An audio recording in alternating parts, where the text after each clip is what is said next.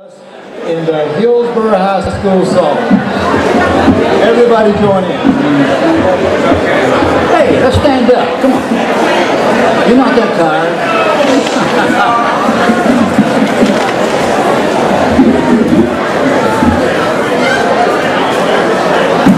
I think everybody knows the Hillsborough song, so let's do it, man. It is the Hillsborough Highway on the door, and every day we love her more and more. She's got the pep that helps to win the game. Her fighting team will always help to win the game.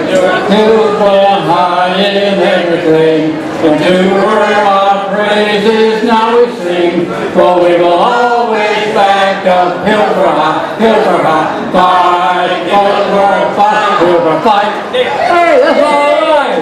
I didn't think you'd get that laugh up, but you did. Okay, let's go now. Hillsborough fights on hidden, on Wildcat. I hope you know this, and I didn't, but we're going to try this, okay?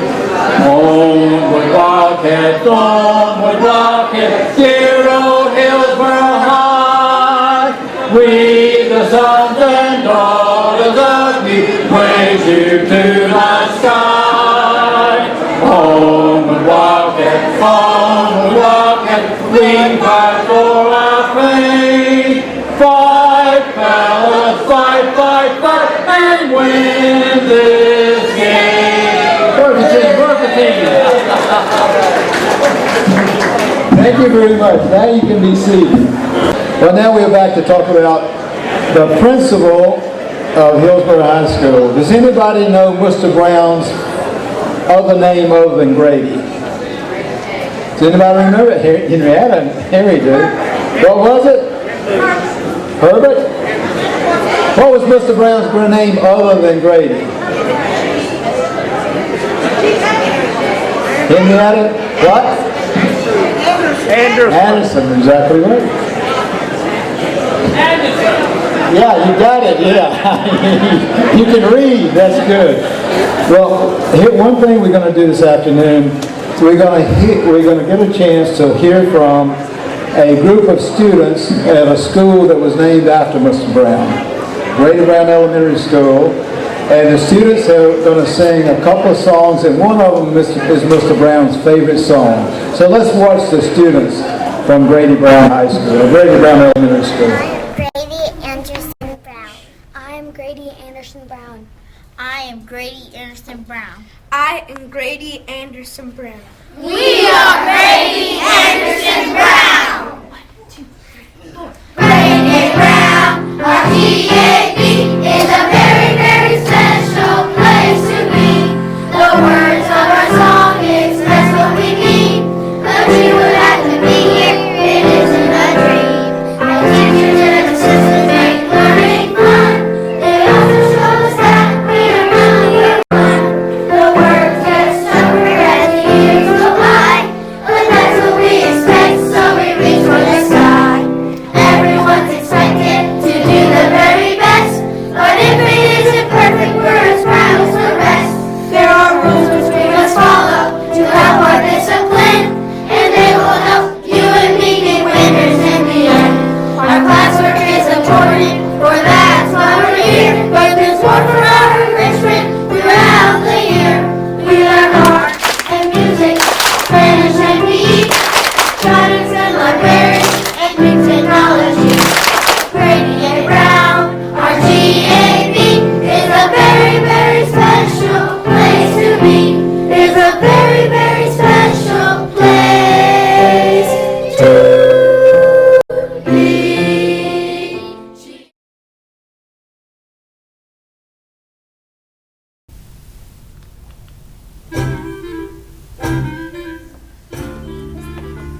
You are my sunshine, my only sunshine. You make me happy when skies are gray. You'll never know, dear, how much I love you. Please don't take my sunshine away.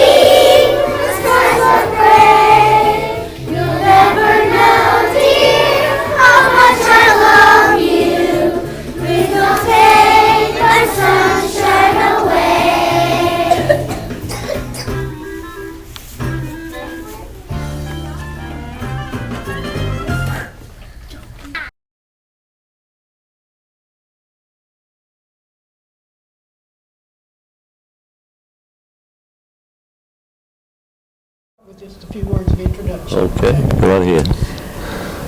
I'm Kay Crawford, and this afternoon I have the privilege of talking with Harry Brown, one of the sons of Grady A. Brown. There was another son by the name of Bobby, and a daughter, Henrietta, Right. and a baby child, I believe, that died young. One named Roy Way, who was a blue baby. He died less than 2 years of age. Yes. They didn't have any way to treat the blue babies at that Right, time. right. Well, Harry, I know you have lots of good memories about your dad, and probably going to school when he was your principal for all 12 years of your schooling might have been difficult for you from time to time. But I believe you're going to begin today with talking about some of his hobbies, which are most of the things that we don't know anything about. So tell us a little bit about those times. Well, if I might digress a little bit, I'd like to mention how difficult it was to be a son of the principal. And I think everybody's heard this before, probably, but you don't get away with anything. Mm-hmm. My brother got expelled once for smoking in Pop's smoke room, which was down in the old boiler room. Yeah. He said, if he smokes down there, I can smoke down there. Well, he found out he couldn't. But there were two of them down there, and for the life of me, I can't remember who the other guy was, but Bob got expelled for 2 weeks, and he stayed out 2 weeks. Ooh. The other guy got expelled, and the parents made the usual appeal, and he was back in school the next day. But not my brother. Okay. Fortunately, I never got quite to that level. You learned from that lesson, I guess. You better believe it. And so it wasn't difficult. It was just sort of strange that we were treated a little differently from everybody else. Mm-hmm. Mm-hmm. He was a great sports fan, and for many reasons. And one thing a lot of folks here might be able to relate to is that he was a big Duke fan. Mm-hmm. And nobody else in my family would even say the word, but he was a big Duke fan. And once every 2 years, my mother's father, his father-in-law, would show up in Hillsborough on Saturday morning of the Duke-Carolina game at about 8 o'clock. Now keep in mind, the only road to Duke at that time was Highway 70. Mm-hmm. And they would have breakfast and leave to go to the Duke-Carolina game every other year. And that was a ritual for them. And Grandpa really never showed up more than that time. Papa also was able to commandeer tickets to the Duke basketball games every year, and this was during the 40s. And I would get to see one good ball game a year that way. But that was just the way he was. We have mentioned, or I have mentioned many times, that he loved sports. He loved to play them as well as to watch them. What sports did he play? Well, he played football, baseball, and ran track in college. And he suffered some lasting injuries from those sports. He basically lost an eye. It was gone many years later, but he had a detached retina that occurred when he got slid into second base one day, and he caught a knee of the opposing player, and it damaged his eye, and ultimately he lost it. He also had a broken ankle that was never repaired. Same thing, playing baseball. Slid into second base again, caught his ankle on a rock and snapped it, but didn't have it repaired. And he had an offset foot, nobody ever knew about. One of my favorite stories, and there's still some people living who might remember this, Frank Frederick, I think I can say his name without fear of a problem. No, Frank dearly. Frank Frederick, Luther King, and that group of men were, young men, were on the football team. Mr. Allman was the coach, but Mr. Allman had to go to meetings occasionally, and when he went to the meetings, Pop would fill in for his coaching job with it. Now, his coaching uniform was a coat, tie, and shirt, and the whole bag. But this particular day, the boys were goofing off, figuring they'd get away with it since Mr. Allman wasn't there. And Pop got more and more, wasn't angry, but just perturbed. So he turned around and caught Frank right in the rear end with the flat of his foot and honestly picked him up off the ground. Well, he got his attention. And he and Luther were giving it the mumbles, you know, and he said, well, I'll tell you guys what. He said, you don't want to do this, you don't want to do that, you don't want to run laps, but I'll make a deal with you. I'm 43 years old, and I'm going to race you across this field. He says, if you win, I'll make 10 laps. If I win, you run 10 laps. Zip. He took off and he beat him by 10 yards. He never had any problems anymore with that group of men.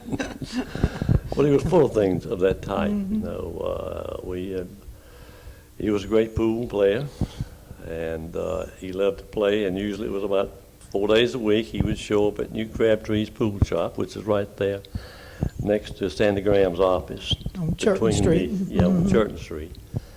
Had a barber shop in front of it. And his group consisted of two other men, Mr. Sam Hughes and Ben Johnson. Now, Mr. Sam Hughes was with the bank, is that right? He was the chief teller of the bank, and Mr. Johnson was the president of the bank, Durham Bank and Trust Company. Oh, okay. And they would show up by appointment and start shooting pool. The fourth was never there. They played with different people all the time. I never knew them to have a fourth. But they would shoot pool until 5 minutes till 6 and leave. Well, one of the delightful things for me, I could get away from the school and practice and go down, get a Pepsi-Cola or something at the Jim Rittenhouse and Bill Rittenhouse store, which is down next to the old post office. Had a little ping pong table in there. And get back up there by 5 minutes to 6, I'd get a ride home. But if I got that 4 minutes till 6, he was gone. I've had him to drive off right in front of me and not look back, not sitting there waving and screaming. But he was that way. When he set a contract, he lived to that contract. And in that regards, he despised having any leftover business at the end of the day. He was going to finish his business that day if it's possible. He didn't like to wait. He told you once what he wanted you to do and would never mention it again unless you didn't do it. But no reminders, in other words. I can tell you a dozen stories like that, but his sports was the thing. And I like to tell the story that he told us about a guy named Pat Clayton, who was a former student of his, and at the time Pat started playing golf, he was one of the